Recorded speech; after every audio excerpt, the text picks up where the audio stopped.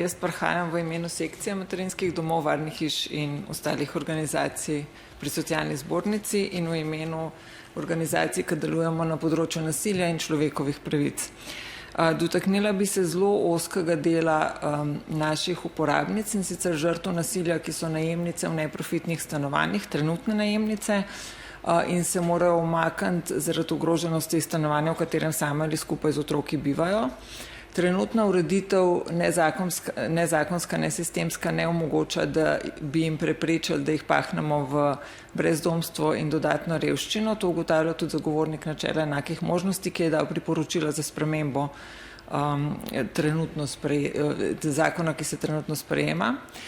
Naši predlogi se grejo v dve smeri in se dotikajo uporabnic oziroma tistih žrtev nasilja, ki se zaradi ogroženosti ne morejo oziroma ne želijo vračati v stanovanje, ki ga trenutno kot neprofitne najemnice najemajo,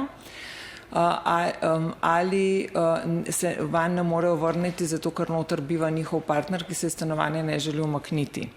V praksi to pomeni, teh žrtev je sicer malo, ampak tiste, ki so pahnjene v situacijo, ki je totalno nečloveška in nepredstavljiva. Predstavljajte si žensko, ki je najemnica neprofitnega stanovanja, plačevati mora stroške stanovanja, ker sicer pač je ona tista, ki jo obremenijo za neplačilo stroškov.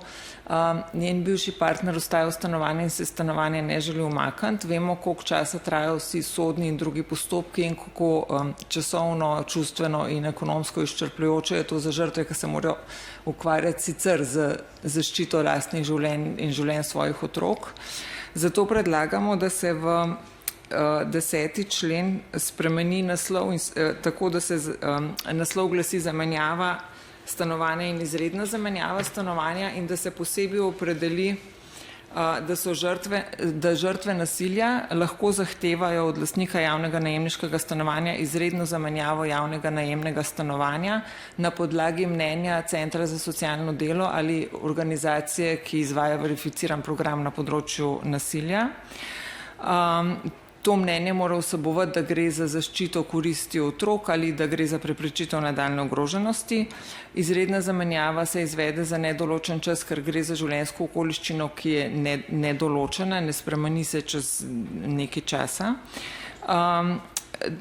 Smiselno je zaradi spremembe življenjskih okoliščin oziroma zaradi spremembe okolja in vsega, kar za sabo potegne, da se, če je možno, ta menjava izvede v občini stalnega prebivališča, soglasjem žrtve lahko tudi v drugi občini, in da se zamenjava stanovanja opravi z neposredno sklenitvijo najemne pogodbe in da se ta postopek začne na zahtevo prosilke. Na ta način bi v bistvu preprečili to, kar se dogaja zdaj, da mora ženska, recimo, ne vem, konkreten zadnji primer, ženska s 3 otroki je 4 leta in pol bivala v profitnem stanovanju, plačevala najemnino in hkrati plačevala stroške najema za neprofitno stanovanje, v katerem je bival partner. Stanovanja ni mogla vrniti, zato ker ga ni mogla pustiti prostega bremen in oseb, kot zahteva trenutna zakonodaja od nje. Drugih možnosti pa fizično ni imela.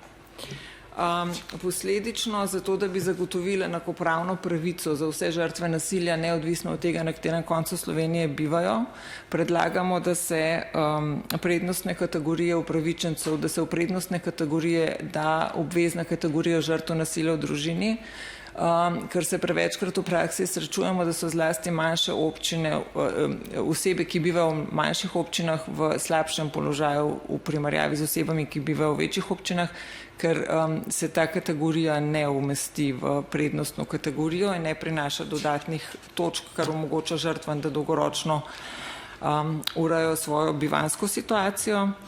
In posledično tudi predlagamo, da se točkovanje v prilogi pravilnika spremeni in se kot obvezna prednostna kategorija navede tudi žrtve nasilja. Poudarjam, da s tem rešujemo res majhen segment žrtev nasilja, ki pa v praksi v resnici pomeni, da na ta način preprečimo, da bi se žrtev nasilja, zato ker se umika zaradi ogroženosti, znašla v revščini ali pa brezdomstvu. Hvala lepa.